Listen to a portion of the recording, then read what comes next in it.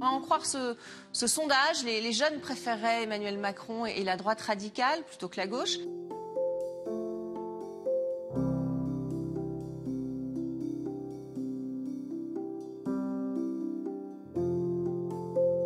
Les jeunes de 25-35 ans ont tendance à voter plutôt extrême droite quand ils votent. Et les jeunes, effectivement, de 18-25 ans, d'après quelques études, ont tendance à voter Macron quand ils votent. Bah, tout est dans le quand ils votent. C'est-à-dire que c'est un peu ce que je disais tout à l'heure. Ça, c'est ce que j'appelle la France électorale, quoi. La France électorale, c'est de moins en moins de gens, quand même.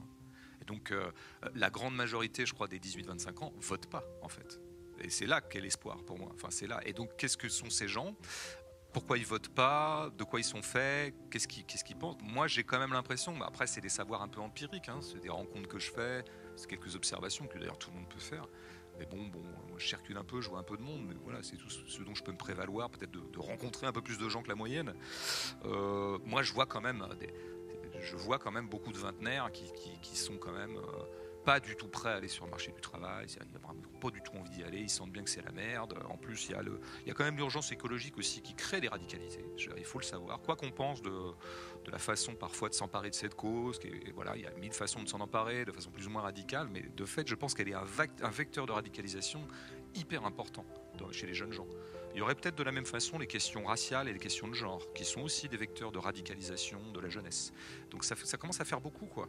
Et moi, moi j'ai l'impression qu'il se passe un truc, par exemple, du côté d'une petite bourgeoisie, ou voire même d'une moyenne bourgeoisie.